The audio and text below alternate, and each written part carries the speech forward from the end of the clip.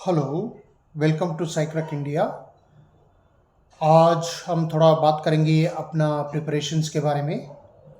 जो अभी एग्ज़ाम्स के सेट जो लिखने जा रहे हैं और आने वाले जो अगले महीने में जो दिसंबर में जो आपका नेट एग्ज़ाम्स भी जो आपका शुरू होने वाला है, यानी कि एंड ऑफ द दिसंबर या जनवरी में आपका यूजीसी नेट एग्ज़ाम्स होने का संभावना ज़्यादा है। अभी तो एग्ज़ाम डेट उन्होंने अनाउंस नहीं किया है।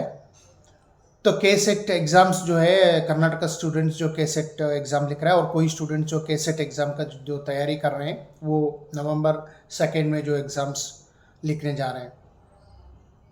तो मैं आपको आप लोगों के साथ कुछ बोलना चाहूँगा। लोग बहुत अच्छा तैयारी कर रहे हैं और मेरे स्टूडेंट्स भी है और मेरे से गाइडेंस ले रहे हैं वो भी है, और यूट्यूब ऑडियंस भी है जो मेरा चैनल से फॉलो कर रहे हैं। तो ये वीडियो देखने से पहले मैं आपसे एक रिक्वेस्ट है, तो यदि आप लोग नया है मेरा चैनल साइक्रक इंडिया का, तो आप लोग लाइक कर लीजिएगा अगर मेरा वीडियो पसंद आ रहा है आप लोगों का। और मेरा कम्युनिटी चैनल भी है, उसमें भी देख के आप लगातार हम क्वेश्चंस देते जा रहे हैं लोगों को और मोटिवेशंस भी कर रहे हैं, तो ये आप लोगों के लिए फ़ायदा रहेगा। चलिए, अब हम बात करेंगे कुछ जो स्टूडेंट्स की मदद हो सकता है। बहुत लोगों से मैंने कई बार वीडियो बनाया है और आज भी मैंने थोड़ा सा इस जो प्रिपरेशंस चल रहा है, जो भी 2 महीने का हमारे पास टाइम बचा हुआ है। देखिए, पहले तो हम लोग सोचें कि डायरेक्शंस, बहुत स्टूडेंट्स ऐसे पूछते हैं कि मुझे क्या करना है, कैसे शुरू करना है। मेरा बहुत ऐसे स्टूडेंट्स हैं, उनमें सवाल होता है या फ्रेशर्स होते हैं। तो याद रख के जाइएगा कि मैं पहले यही चीज़ बताऊंगा कि आप तैयारी कैसे करें। तो पहले आपका मन में एक रोड मैप होना चाहिए। बहुत लोग बोलते हैं कि 1 महीने में प्रिपरेशन करके क्वालिफाई करने वाले होते हैं, 2 महीने में करते हैं, 3 महीने में करते हैं। ये डिपेंड करता है कि ऑलरेडी आपने पहले से बहुत साल आप लिख रहे हैं तो आपको 1 महीने में भी तैयार करके चले जाते हैं। एक आइडियल आपको कैसे होता है, जैसे मैंने भी अपना एग्जाम्पल्स अगर बोलो, एक आइडियल आपको कितना महीने में तैयारी होना चाहिए। जनरली जो 5-6 महीने तैयारी तो यूजीसी नेट एग्ज़ाम के लिए तैयारी होना चाहिए। आफ्टर पोस्ट ग्रेजुएशन अगर आप तैयारी करना चाहते हैं या वर्किंग प्रोफेशनल्स हैं, तो कम से कम 4-5 महीने एक मिनिमम आपको रेगुलर बेस में पढ़ना होगा। ये मैं बोलूँगा 2 घंटे, मिनिमम 2 घंटे भी आप पढ़े तो क्वालिटी आपको मैटर करता है, कैसे आपने पढ़ाई कर रहे हैं, तो ये क्वालिटी होता है। कई बार डायरेक्शंस लेस हो जाओगे, आपने बहुत ज़्यादा किताब पढ़ रहे हैं, कोई सेक्शंस में आपने बैठ गया, बहुत ज़्यादा इधर उधर जा रहे हैं, क्या है कि आपका फोकस नहीं रहेगा आपका जो प्रिपरेशन है। तो आपका प्रिपरेशंस फोकस में है या नहीं है, आप खुद आप डिसाइड कर लीजिए। यदि आपको कुछ डाउट लगता है तो आप मेंटर से पूछ लीजिएगा। यदि आपको डाउट लगता है, कोचिंग ऑनलाइन कोचिंग लेना चाहते हैं तो वो ले लीजिएगा, या ऑफलाइन कोचिंग लेना चाहे तो वो ले लीजिएगा। नहीं लेना चाहते, मैं ही मैनेज करता हूँ, तो तब भी ठीक है, आप लोग कर सकते हैं। लेकिन बार बार अटेम्प्ट लिखेंगे एंड आप गलती से नहीं सीख रहे हैं, ये चीज़ आपको बिल्कुल प्रॉब्लम होते चला जाएगा और वेस्ट करोगे महीने में 12, हर बार आपने मतलब 1200 रुपये अपना पेरेंट्स का या खुद अपना अर्निंग का पैसे आप वेस्ट करोगे। तो आप बताइए कि मुझे आप लोगों का जो भी डाउट्स है मैं एक एक पॉइंट होके करूँगा। अगर आपको कौन सा किताब से शुरू करना है, ये एक क्वेश्चन उठता है। इंट्रोडक्शन टू साइकोलॉजी वर्ड के जो भी किताब है आपके पास, जो भी किताब है उसके आप पढ़ लीजिएगा और अच्छी तरह से पढ़ लीजिएगा। जैसे मॉर्गन किंग है या सिसिली है, बैरन करके बोलते हैं, तो बैरन मुझे पर्सनली अच्छा नहीं लगा था, और आप पढ़ सकते हैं अगर आपको अच्छा है तो। ये तो हो गई है एक बात। और दूसरी बात है, कुछ सेक्शंस के लिए आपको किताब पढ़ना पड़ेगा। मैंने ऑलरेडी अपना मटेरियल, सारे स्टडी मटेरियल अपने वीडियोस में मैंने एनालाइज किया है। उसमें ऐसा कोई किताब नहीं छोड़ा है कि आपने साइकोलॉजी, यूजीसी नेट और अदर कॉम्पिटिटिव एग्जाम्स के लिए आपको प्रॉब्लम होगा। मैंने सारे किताब को ऑलरेडी आप लोगों के सामने एनालाइज भी किया है और मैंने सिलेबस एनालाइज भी किया है, मेरा वीडियो में आप देख सकते हैं जाके।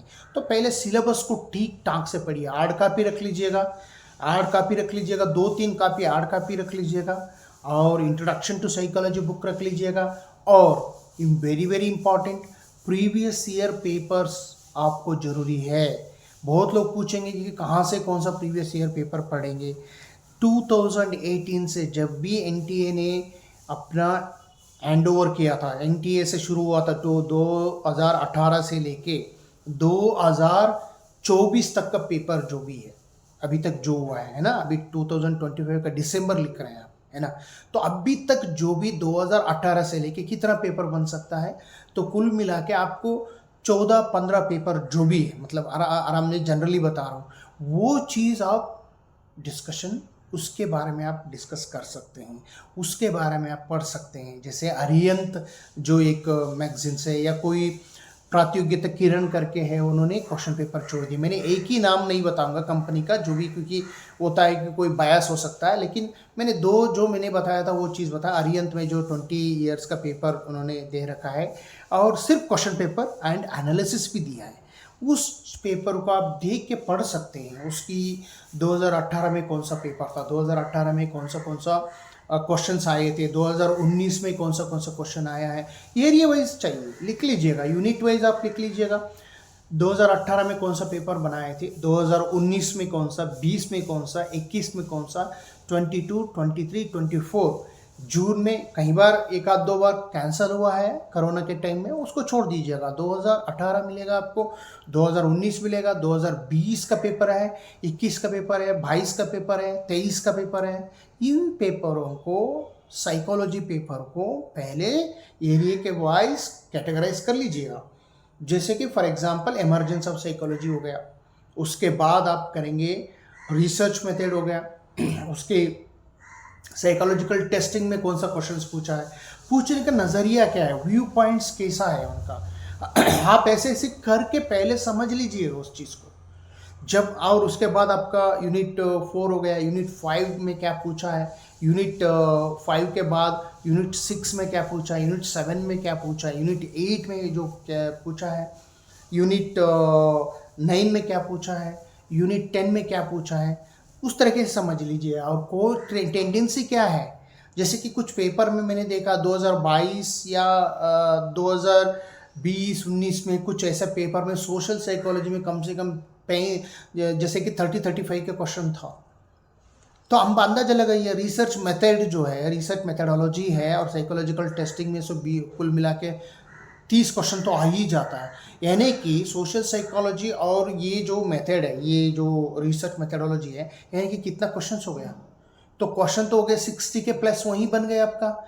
तो आप अंदाजा लगाइए कि मोस्ट ऑफ द सेक्शंस आप इस एरिया में आ रहे हैं, बाकी बच गए आपका कॉग्निटिव साइकोलॉजी। तो कॉग्निटिव साइकोलॉजी भी एक बुक पढ़ना पड़ेगा आपको, बहुत ही स्टैंडर्ड बुक पढ़ना पड़ेगा। और बायोलॉजिकल बेसिस ऑफ बिहेवियर को आप एक बुक पढ़ सकते हैं। अगर नहीं भी पढ़ेंगे तो इंटरनेट का मटेरियल्स काफ़ी कुछ आपको मटेरियल है, ऐसा नहीं कि मटेरियल नहीं है, तो वो चीज़ आप देख लीजिएगा।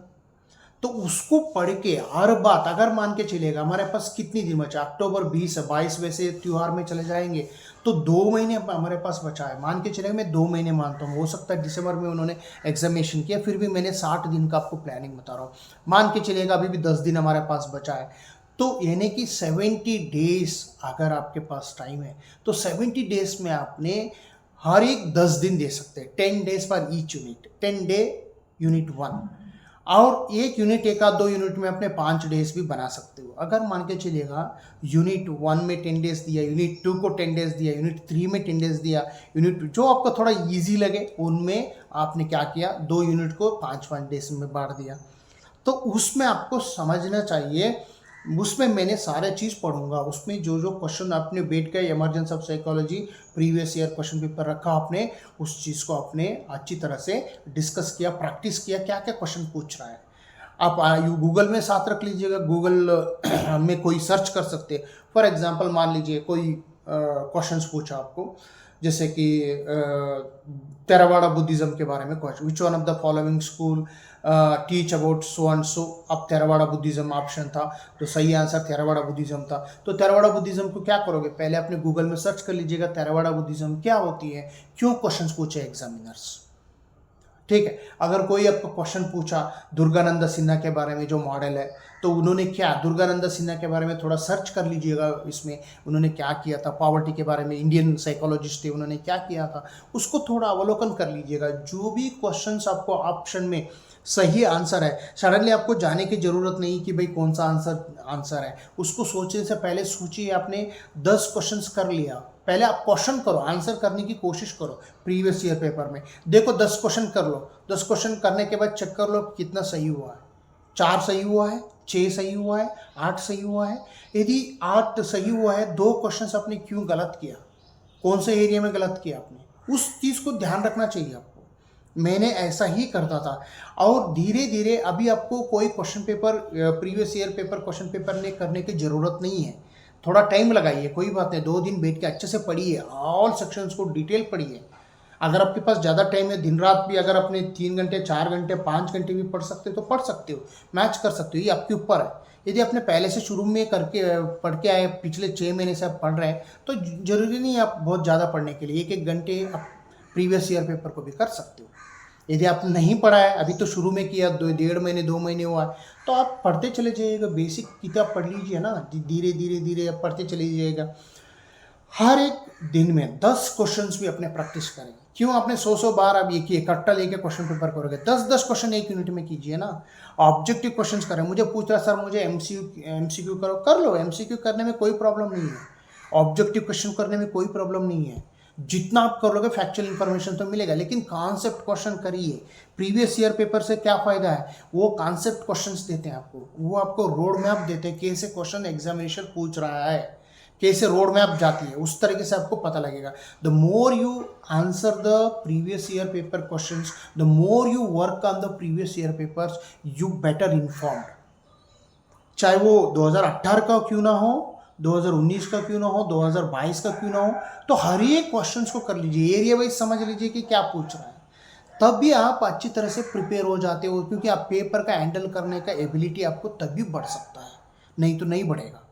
तो इसलिए मैं आपको बोल रहा हूँ, जो सबसे पहले बात आपको introduction to psychology, NCERT book तो मैं बोल ही रखा हूँ, मैंने मटेरियल को भी एक्सप्लेनेशन किया। एनसीईआरटी बुक आप रखेंगे, इंट्रोडक्शन टू साइकोलॉजी रखेंगे, और रिसर्च मेथडोलॉजी की एक बुक रखेंगे, बायोलॉजिकल बेसिस ऑफ व्यू, जो भी अच्छा लगे, मैंने अभी एनालिसिस किया वो रखेंगे, वो सारे डिस्कस कर लीजिएगा।